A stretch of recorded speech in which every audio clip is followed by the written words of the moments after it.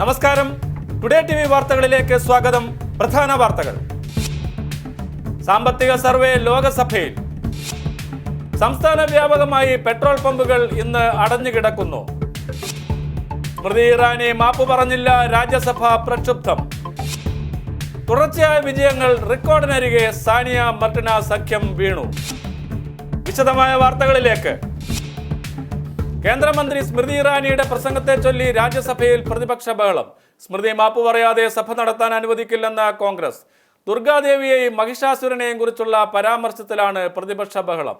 News ഡെസ്കിൽ നിന്നും കൃഷ്ണ ചേരുന്നു. വിശ്വനാഥൻ, പ്രതിപക്ഷ ബഹളത്തെ തുടർന്ന് രാജ്യസഭ ഇന്നും പ്രക്ഷുബ്ധമായ ഒരു കാഴ്ചയാണ് നമ്മൾ കണ്ടത്. ദുർഗാദേവിയെ മോശമായി ചിത്രീകരിച്ച കേന്ദ്രമന്ത്രി സ്മൃതി ഇറാനി മാപ്പ് പറയണമെന്നും മന്ത്രിസ്ഥാനം ഒഴിയണമെന്നും ആവശ്യപ്പെട്ടുകൊണ്ടായിരുന്നു പ്രതിപക്ഷം രാജ്യസഭ നടപടികൾ തടസ്സപ്പെടുത്തിയത്.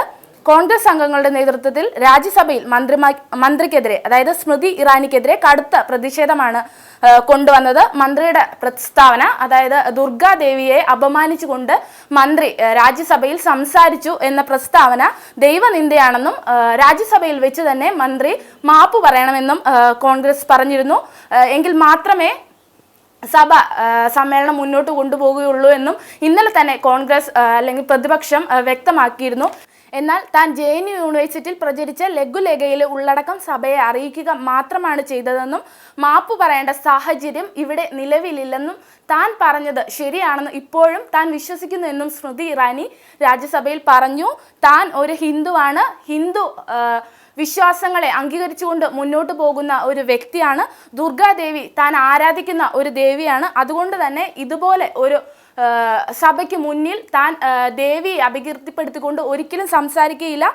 JNUവിൽ പ്രചരിച്ച കാര്യങ്ങൾ മാത്രമാണ് രാജ്യസഭയിൽ താൻ ഇന്നലെ പറഞ്ഞതെന്നും BJPയുടെ നിലപാടല്ല ഇതെന്നും സ്മൃതി വ്യക്തമാക്കി.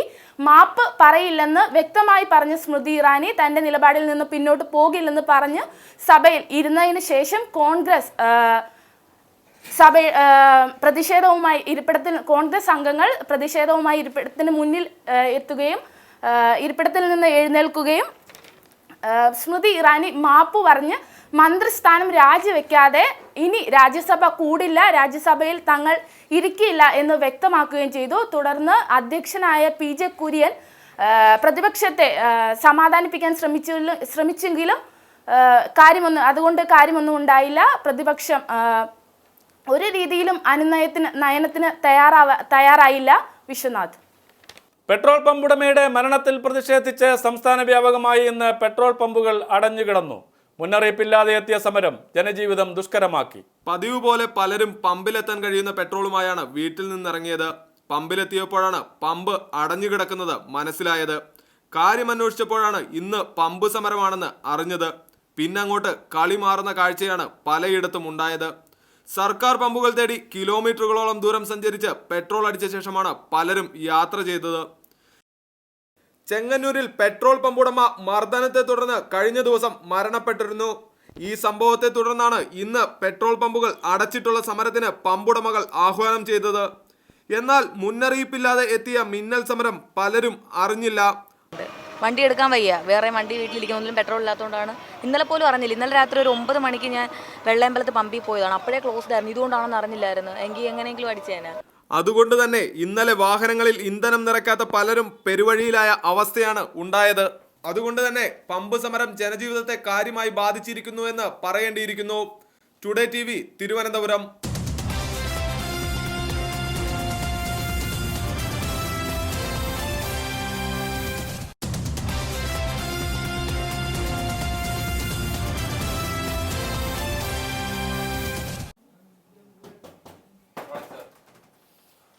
നിയമസഭാ തെരഞ്ഞെടുപ്പ് ചർച്ചകൾ ആരംഭിച്ച് CPIM.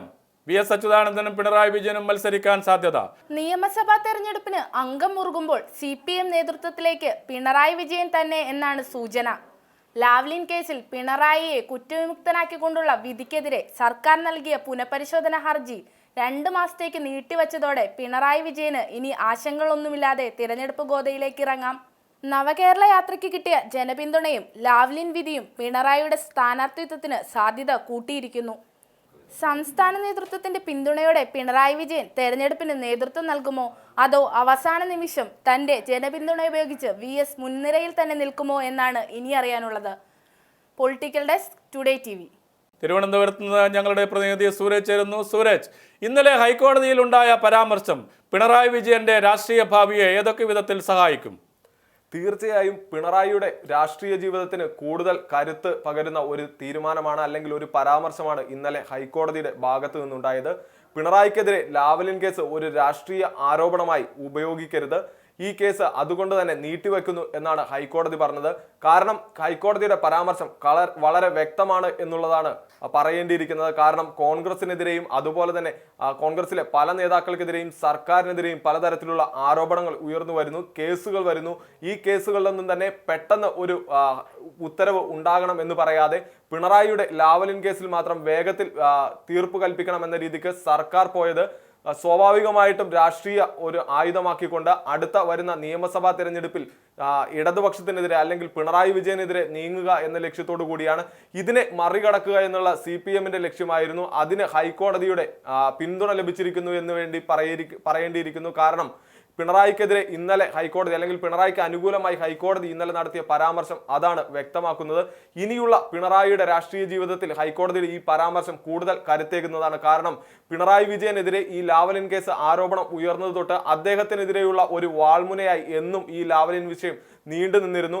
എന്നാൽ ഈ പരാമർശത്തോടു കൂടി വീണ്ടും പിണറായിക്ക് കൂടുതൽ കരുത്ത് പകർന്നിരിക്കുന്നു. അദ്ദേഹത്തിന് കൂടുതൽ രാഷ്ട്രീയത്തിലേക്ക് കടന്നു വന്നുകൊണ്ട് അടുത്ത നിയമസഭാ തെരഞ്ഞെടുപ്പിലേക്ക് അദ്ദേഹത്തിന് ഒരുപക്ഷെ മുഖ്യമന്ത്രി സ്ഥാനാർത്ഥിയായോ അല്ലെങ്കിൽ തിരഞ്ഞെടുപ്പ് രംഗത്ത് ഇടതുപക്ഷ മുന്നണിയെ നയിക്കുന്ന നേതൃത്വത്തിലേക്ക് അദ്ദേഹത്തിന് ഒരു കളങ്കവുമില്ലാതെ കടന്നു ചെല്ലാൻ കഴിയും എന്നുള്ള ഒരു സാഹചര്യമാണ് ഇന്നലെ ഹൈക്കോടതിയുടെ പരാമർശത്തിലൂടെ ഉണ്ടായിരിക്കുന്നത്. വിശ്വനാഥൻ, നിയമസഭാ തെരഞ്ഞെടുപ്പിൽ VS അച്യുതാനന്ദനും പിണറായി വിജയനും ഒരുമിച്ച് മത്സരിക്കണമെന്നാണ് കേന്ദ്ര നേതൃത്വം അറിയിച്ചിരിക്കുന്നത്. ഇങ്ങനെ വന്നാൽ VS അച്യുതാനന്ദന്റെയോ പിണറായി വിജയന്റെയോ രാഷ്ട്രീയ ഭാവിയിൽ എന്തൊക്കെ പ്രത്യാഘാതങ്ങൾ ഉണ്ടാവും? അത്തരത്തിലൊരു കാര്യം നമ്മൾ ചർച്ച ചെയ്യുമ്പോൾ പ്രധാനമായിട്ടും ചിന്തിക്കേണ്ടത് രണ്ടുപേരും മത്സരിക്കട്ടെ എന്നുള്ള തീരുമാനമാണ് ഇന്ന് കേന്ദ്ര കമ്മിറ്റി പറഞ്ഞിട്ടുള്ളത്. പിണറായി വിജയനും അതുപോലെ തന്നെ മുഖ്യമന്ത്രിയും നിയമസഭാ തെരഞ്ഞെടുപ്പിൽ മത്സരിക്കട്ടെ, രണ്ടുപേരും മത്സരിക്കട്ടെ എന്നുള്ള ഒരു തീരുമാനത്തിലേക്ക് കേന്ദ്ര നേതൃത്വം മാറുന്നു. പക്ഷേ ഈ സാഹചര്യത്തിലെല്ലാം തന്നെ കൂടുതലായി ഉയർന്നു കേൾക്കുന്ന പേര് പിണറായി വിജയൻ്റെതാണ്. പക്ഷെ അതേസമയം VS ഏറ്റെടുക്കുന്ന കാര്യങ്ങൾ അല്ലെങ്കിൽ VS പിന്തുടർന്നു പോകുന്ന കാര്യങ്ങളിലുള്ള ജനകീയ പിന്തുണ ഇതെല്ലാം മറികടന്നുകൊണ്ട് പിണറായി വിജയന് എത്രത്തോളം മുഖ്യമന്ത്രി സ്ഥാനത്തേക്ക് എത്തിച്ചേരാൻ കഴിയും എന്നുള്ളത് ഒരു വലിയ പ്രശ്നമായി തന്നെ അവശേഷിക്കുന്നുണ്ട്. ഒരുപക്ഷെ കേന്ദ്ര നേതൃത്വം രണ്ടായി തിരിഞ്ഞുകൊണ്ട് തന്നെ VSനെയും ഒരുപക്ഷെ പിണറായിയെയും പിന്തുണയ്ക്കുന്ന തരത്തിലേക്ക് മാറാനും ഉള്ള സാധ്യതകൾ കാണുന്നുണ്ട്. അതുകൊണ്ട് തന്നെ ആര് മുഖ്യമന്ത്രി സ്ഥാനാർത്ഥിയായേക്കും എന്നുള്ളതിൽ നമുക്ക് കൃത്യമായ ഒരു രൂപരേഖ തന്നെ പറയാൻ കഴിയാത്ത സാഹചര്യമാണ് നിലവിലുള്ളത്. വിശ്വനാഥൻ, രാജ്യദ്രോഹ കുറ്റം ചുമത്തപ്പെട്ട് അറസ്റ്റിലായ കനയ്യകുമാറിനെ കോടതിയിൽ വെച്ച് മർദ്ദിച്ച അഭിഭാഷകർക്ക് സുപ്രീം കോടതി നോട്ടീസ്. രാജ്യദ്രോഹ കുറ്റം ചുമത്തപ്പെട്ട് ജുഡീഷ്യൽ റിമാൻഡിൽ കഴിയുന്ന JNU വിദ്യാർത്ഥി യൂണിയൻ പ്രസിഡന്റ് കനയ്യകുമാറിനെ മർദ്ദിച്ചതായി അഭിഭാഷക കമ്മീഷൻ റിപ്പോർട്ടിൽ വ്യക്തമാക്കിയിരുന്നു. നേരത്തെ കനയ്യകുമാറിനെ മർദ്ദിച്ചതായി BJP അനുഭാവമുള്ള അഭിഭാഷകൻ വിക്രം സിംഗ് ചൗഹാൻ വെളിപ്പെടുത്തുകയുണ്ടായി. ഇന്ത്യ ടുഡേ നടത്തിയ ഒളിക്യാമറ ഓപ്പറേഷനിലാണ് 3 മണിക്കൂറോളം കനയ്യയെ മർദ്ദിച്ചെന്ന് ഇയാൾ വെളിപ്പെടുത്തിയത്. പാട്യാല ഹൈക്കോടതിയിൽ അഭിഭാഷകർക്കും വിദ്യാർത്ഥികൾക്കും നേരെ നടത്തിയ ആക്രമണങ്ങൾക്ക് നേതൃത്വം നൽകിയ അഭിഭാഷകനാണ് വിക്രം ചൗഹാൻ. ചൗഹാനെ കൂടാതെ യശ്പാൽ ശർമ്മ, ഓം ശർമ്മ എന്നിവരും വീഡിയോയിലുണ്ട്. എന്നാൽ ഇവരെയൊന്നും ഇതുവരെയും അറസ്റ്റ് ചെയ്തിരുന്നില്ല. Association of Kerala water authority ഓഫീസേഴ്സിന്റെ 2ാമത് സംസ്ഥാന സമ്മേളനം തിരുവനന്തപുരം ഹസൻ മരക്കാർ ഹാളിൽ നടന്നു. ഇന്ന് നടന്ന ഉദ്ഘാടന സമ്മേളനം പ്രതിപക്ഷ നേതാവ് VS അച്യുതാനന്ദൻ ഉദ്ഘാടനം ചെയ്തു. Association of Kerala water authority ഓഫീസേഴ്സിന്റെ 2ാമത് സംസ്ഥാന സമ്മേളനം ഇന്നലെയും ഇന്നുമായി തിരുവനന്തപുരം ഹസൻ മരക്കാർ ഹാളിൽ നടന്നു. ഇന്ന് നടന്ന സംസ്ഥാന സമ്മേളന ഉദ്ഘാടന ചടങ്ങ് പ്രതിപക്ഷ നേതാവ് VS അച്യുതാനന്ദൻ ഉദ്ഘാടനം ചെയ്തു. ഇത് ലോകവ്യാപകമായി തന്നെ നടക്കുന്ന കാര്യമാണ്.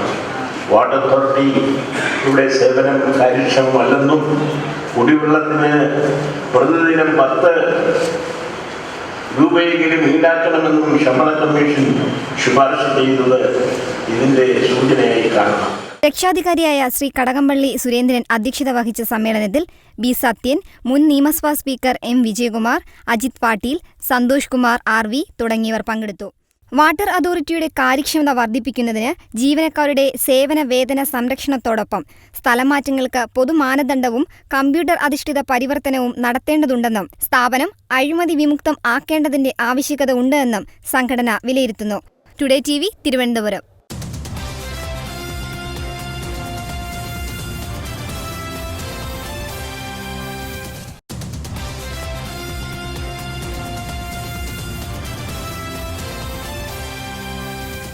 പണി തീരാതെ തിരുവനന്തപുരം ജനറൽ ആശുപത്രി മെഡിക്കൽ കോളേജ്.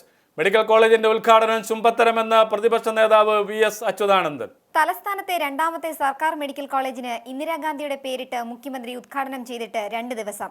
ഏറ്റവും മികച്ച ആരോഗ്യ സേവനം തലസ്ഥാനത്ത് ലഭ്യമാക്കുക എന്ന ലക്ഷ്യത്തോടെയാണ് പുതിയ മെഡിക്കൽ കോളേജ് ആരംഭിക്കുന്നതെന്ന് മുഖ്യമന്ത്രി ഉമ്മൻചാണ്ടി പറഞ്ഞിരുന്നു. എന്നാൽ ഉദ്ഘാടനം കഴിഞ്ഞ് സ്ഥലത്ത് സന്ദർശനം നടത്തിയ പ്രതിപക്ഷ നേതാവ് VS അച്യുതാനന്ദന്റെ പ്രതികരണം ഇങ്ങനെ: ഉമ്മൻചാണ്ടിയും അതേപോലെ തന്നെ അദ്ദേഹത്തിന്റെ സഹമന്ത്രിയായ മെഡിക്കൽ മന്ത്രി ശിവകുമാറും കൂടി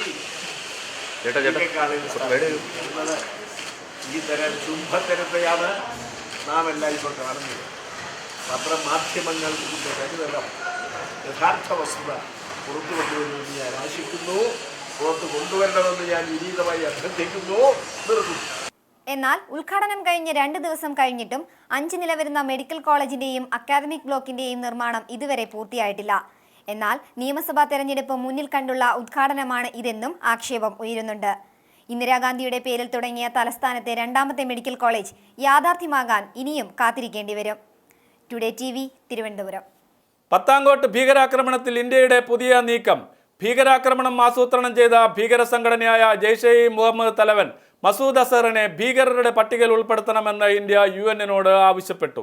ജെയ്ഷെ ഇ മുഹമ്മദ് സംഘടനയുടെ പേര് പട്ടികയിൽ ഉൾപ്പെട്ടിട്ടും അതിന്റെ തലവന്റെ പേര് ഭീകരരുടെ പട്ടികയിൽ ഉൾപ്പെടുത്താത്തത് വൈരുദ്ധ്യമെന്നാണ് വിദേശകാര്യ മന്ത്രാലയ തലവൻ വികാസ് സ്വരൂപ് പറഞ്ഞു. അൽ-ഖ്വയ്ദ, താലിബാൻ എന്നിവയിലെയും മറ്റ് ഭീകര സംഘടനകളിലെയും ഭീകരരുടെ പേരുവിവരങ്ങൾ കൈമാറിയതായും അദ്ദേഹം വ്യക്തമാക്കി.